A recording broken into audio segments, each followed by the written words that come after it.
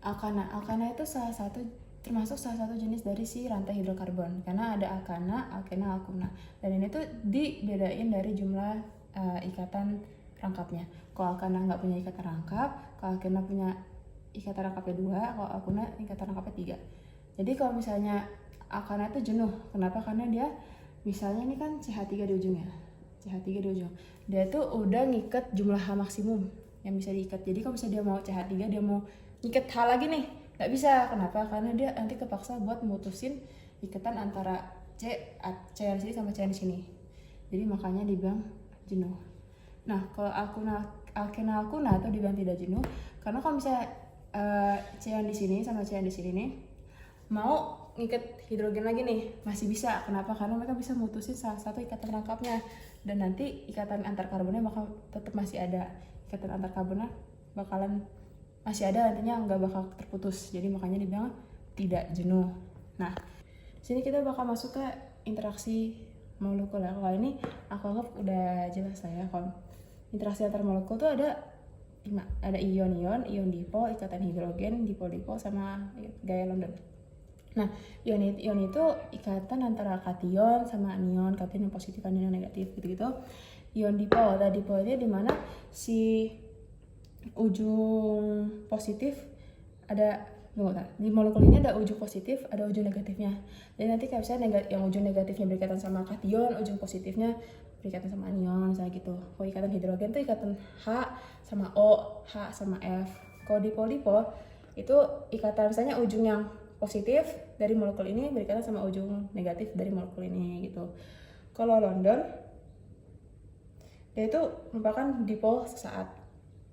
Jadi dia itu terbentuk kalau misalnya emin ini elektron ini ngumpul di suatu tempat. Misalnya di saat ini tuh elektronnya ngumpul di kanan, itu ngebentuk dipol sesaat. Tapi nggak seterusnya dia bakal di kanan, kadang-kadang dia akan berbalik lagi di tengah, setelah netral nanti bakal berbalik ke kiri. Jadi kayak nggak pasti gitu, kayak muatan positifnya bakal di kanan terus, muatan negatifnya bakal di kiri terus. Jadi membentuk dipol sesaat.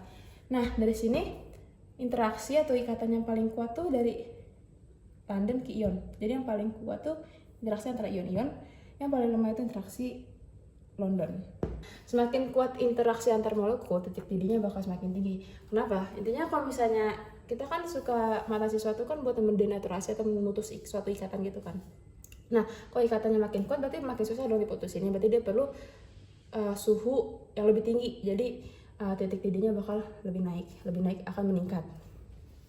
Nah, dari 3 contoh rantai hidrokarbon ini, menurut kalian yang mana yang memiliki titik didih paling tinggi? Berarti kalau titik didih paling tinggi, dia itu linear sama kekuatan interaksi berarti kan. Kalau misalnya titik didih itu linear sama kekuatan interaksi antar molekulnya. Nah, di sini jumlah C-nya banyak, ada 1, 2, 3, 4. 1, 2, 3, 4, 5. Ada 5 kan. Nah, kalau jumlah C-nya meningkat tuh interaksinya juga bakal meningkat. Terus kenapa? Kalau jumlah C-nya meningkat juga, dia tuh bakal banyak elektron di sini, elektron. Nah, elektronnya tuh kekumpul di satu tempat. Awan elektronnya tuh bakal kumpul di satu titik ini, kayak bola gitu, jadi kayak terkonsentrasi di sini. Dan kalau misalnya dia terkonsentrasi di sini, satu titik itu dia bakal lebih susah untuk terpolarisasi. Kalau misalnya dia susah terpolarisasi, dia bakal susah membentuk ikatan dipol-dipol. Berarti kalau misalnya makin susah membentuk suatu ikatan, berarti otomatis titik didihnya itu bakal semakin menurun. Jadi titik didihnya enggak tinggi lah intinya ya. Ini kalau yang banyak cabang. Kalau yang ini nggak banyak cabang lah ya. Ini kan cuma rantai hidrokarbon biasa nih, nggak ada cabangnya. Nah, kalau ini tuh persebaran awan elektronnya itu lebih tersebar di satu rantai ini kan. Jadi lebih gampang lebih gampang terjadi polarisasi. Jadi gampang terbentuk ikatan si dipol-dipolnya. Nah, kalau yang 3 udah jelas gak sih? Ada ikatan hidrogen. Nah, ikatan hidrogen tuh lebih kuat. Kalau kita dari sini, ikatan hidrogen tuh lebih kuat daripada ikatan dipol-dipol kan. Jadi dia bakal di antara 3 ini, rantai hidrokarbon yang memiliki ikatan atau titik didih yang paling tinggi itu ini. Jadi kalau misalnya kita urutin titik didihnya itu yang paling tinggi itu 3, terus yang kedua paling tinggi itu 2, terus ketiga paling tinggi itu 1. Sekarang kita udah masuk ke penamaan rantai hidrokarbon ya. Di sini ada aku kasih 2 contoh rantai hidrokarbon. Nah, cara namanya tuh kita kayak kan ada cabang metil, etil, propil. Ya pokoknya metil kan yang CH3 gitu ya. Etil tuh yang CH2CH3, CH2CH3. Propil tuh CH2CH3 gitu lah ya. CH2CH2CH3. Kok CH sih? CH2CH2CH3. Nah, di sini kita tuh harus nyari rantai hidrokarbon utamanya dulu pasti kan. Nah, rantai utama hidrokarbonnya tuh harus yang paling panjang. Jadi kalian coba cari pokoknya kayak dari sini atau dari sini ke sini, cari rantai hidrokarbon yang paling panjang. Kalau di sini dari sini ke sini dong. 1 2 kan 1 2 3 4 5 6 2 3 4 5 6 jupan. Salah. Sorry. 1 2 3 4 5 6 7 8. Ada lebih panjang enggak? 2 4 2 4 mata 6 ini paling panjang kan. Nah, kalau dilihat kalau misalnya dimulai dari sini 1 2 3 di sini ada metil ya kan, di sini metil. Kalau dimulai 1 2 3 dia juga ada metil. Jadi nah itu kan kalau misalnya dari sini berarti nggak bisa jadi pertimbangan dong karena dulu sama-sama mulai dari 3. Nah coba kalau kesini 1 3 4 nih 1 2 3 4 5 ya kan, lebih jauh kalau dari sini ke si metil yang ini. Berarti kita ambil dari sini. Jadi 1 2 3 ini metil 1 2 terus 3. Metilnya ada di mana semua? Ada di 3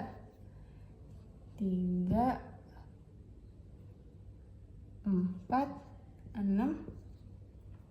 Karena metilnya ada 3 berarti trimetil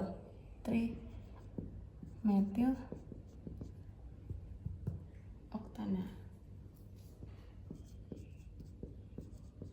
Oke. Nah, kalau misalnya penamaan misalnya trimetil kan. Kalau misalnya ada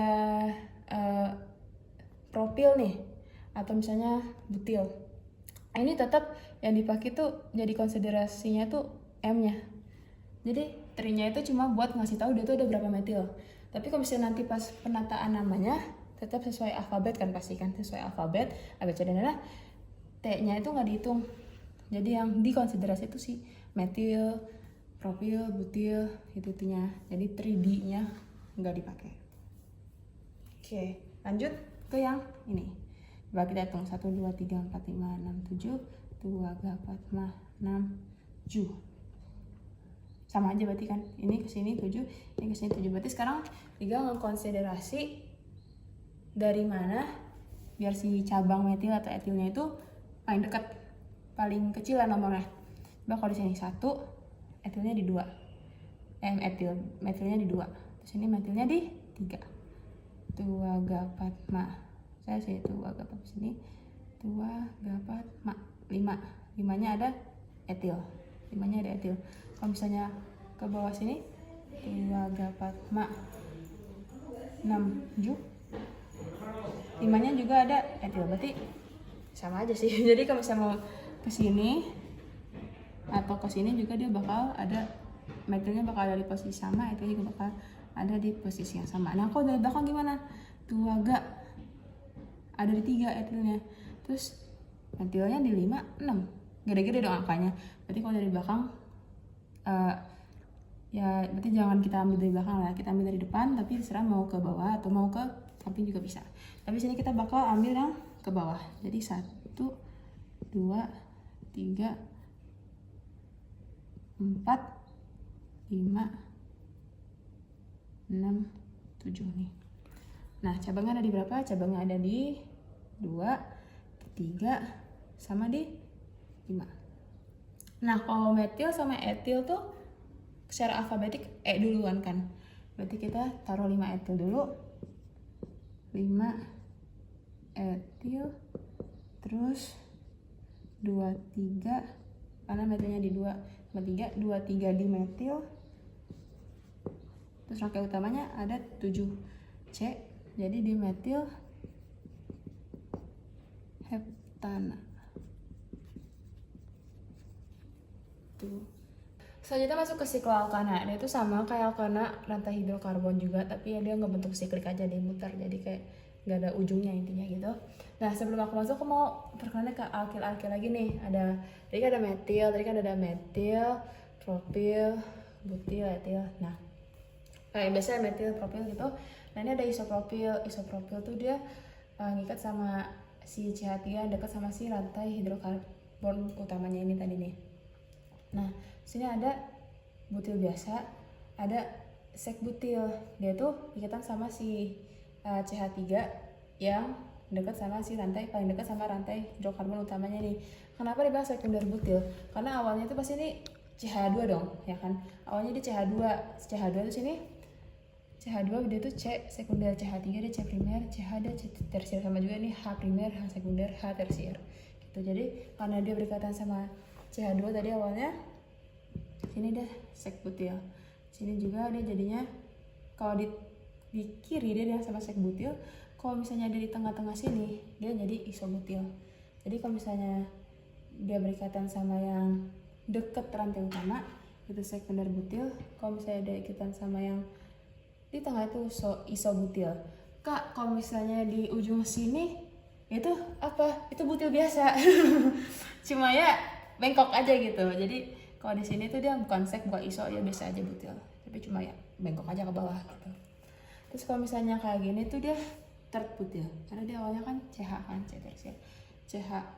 Jadi dia dibilang third butil. Dia tuh punya 4 cabang buat dia. 1, 2, 3. Terus ininya itu rantai utamanya. Oke. Sekarang kita coba masuk ke penamaan sikloalkana ya. Jadi apakah si sikliknya terus yang jadi rantai utama atau si yang hidrokarbon linear yang bakal jadi rantai utama? Sebenarnya sesuai, balik lagi ke sesuai jumlah karbonnya.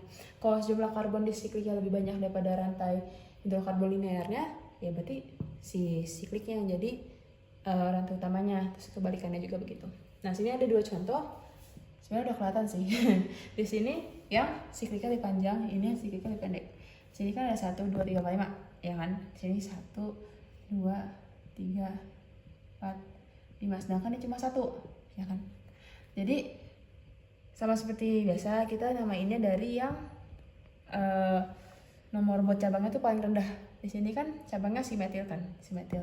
Terus dia paling dekat kalau ini, kalau kita ngitung dari nomor satunya dari sini. Terserah mau nomor satunya ke kiri, ke kanan, mau atas, bawah, yang penting si CH3-nya dari 1. Asalkan kalau misalnya ada cabang lain itu baru kita perhitungkan. Tapi karena cuma 1, ini aja kita perhitungkan. Jadi cuma metil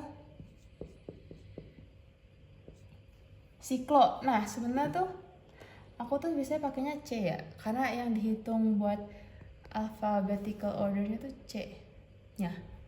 Jadi kalau misalnya ini buat ini aja, aku jelasin di pas lagi si sikliknya itu jadi si cabangnya lah ya, si cabang alkilnya.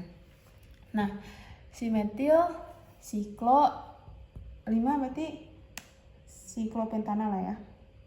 Ya, siklopentana. Metil siklopentana. Terserah mau SiKLO atau CCLO, tapi aku lebih suka pakai C biar di sini. Jadi kalau misalnya dia itu jadi, misalnya kan ini tuh kelihatan lah ya, ini kan 1, 2, 3, ini 1, 2, 3, 4. Berarti banyak kali ini kan. Dan di sini mulai dari sini, karena paling dekat sama si cabang sikliknya itu kalau kita ngitung dari 1 sini kan. Nah, kalau derajat 1 sini, berarti namanya itu 1, 3 siklopropil dong, ya kan? Ini karena cuma satu cabang aja sih, jadinya tinggal siklopropil butana. Oke. Nah, kalau misalnya ada cabang lain nih, misalnya gimana ya? Di sini deh. Aku taruh sini deh. CH3 nih misalnya. Berarti ada metil dong. Ada metil. Ya kan? Yang bener nggak sih yang di konsiderasi C kan ya? Bentar. Ya. Ini kan ada metil nih ya, atau enggak? Coba sama-sama propil deh, sama-sama propil. Tak CH2, juga CH2, CH3. Ini kan ini propil biasa, ini siklopropil nih. Nah kalau kayak gini kita utamain yang mana nih? Siklopropil dulu kah atau propil dulu? Jadi kalau misalnya ada siklo, itu yang dikonsiderasi itu C-nya. Kalau propil biasa, ya P-nya aja. Jadi kalau misalnya nanti dinamain ada propilnya itu tetap aja, ini berapa nih? 1, 2, ini 2 ya. Berarti kalau misalnya yang baru ini, siklo 1 ya, 1, sebenarnya sih mau dinamain atau enggak. Kalau 1 biasa jarang namain ya. Siklopropil, tak 2 propil 2-agapat butana gitu. Itu buat yang kalau misalnya ada yang sama-sama propil atau sama-sama butil tapi ada yang siklo, ada yang linear kayak biasa tuh.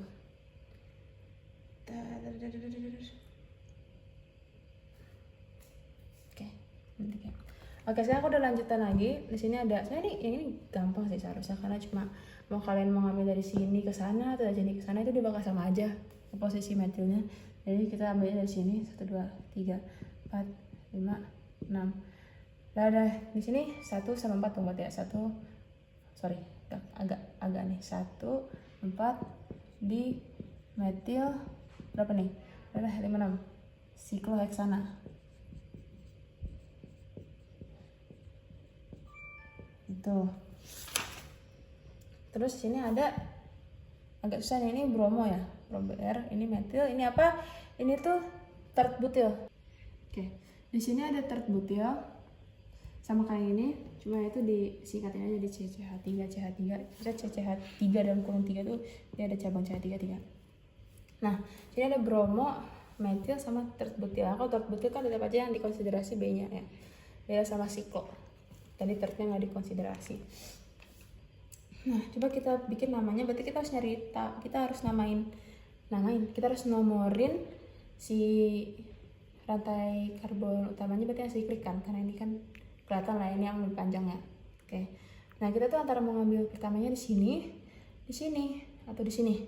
Karena salah satu dari mereka harus ada di nomor pertama pastinya kan.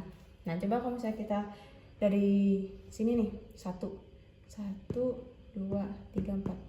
Ini 3, 4, 1, 3, 4 berarti kan. Kalau dari sini 1, 2 kejauhan. Itu, kejauhan berarti nanti BR-nya bakal di 1, 2, 3, 4, 5, 6 kejauhan.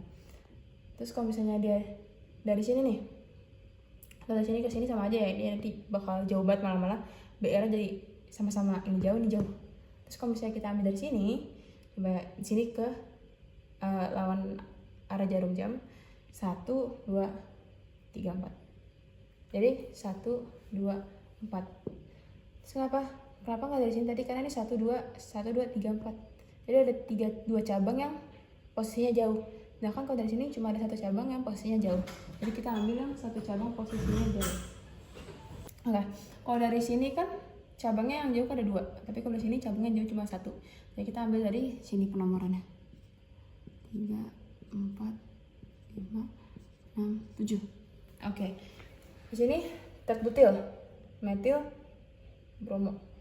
Coba kalau misalnya dihitung ada butil, berarti yang B ada 2 dong, ada butil, ada bromo. Sekarang tinggal R sama U-nya nih. R sama U duluan, bisa lihat kayak AJK kan. PQR. R duluan kan baru U kan. Jadi kita ngaruh bromo dulu baru si tert butil, karena kalau metil kan pasti kan di belakang B kan. Jadi 4 bromo 1 tert butil 2 metil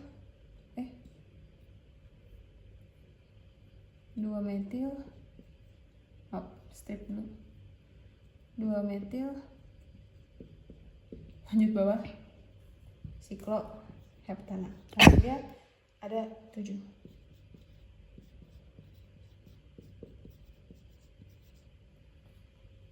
Metil sikloheptana nggak pakai strip, langsung dari metil langsung ke sikloheptana.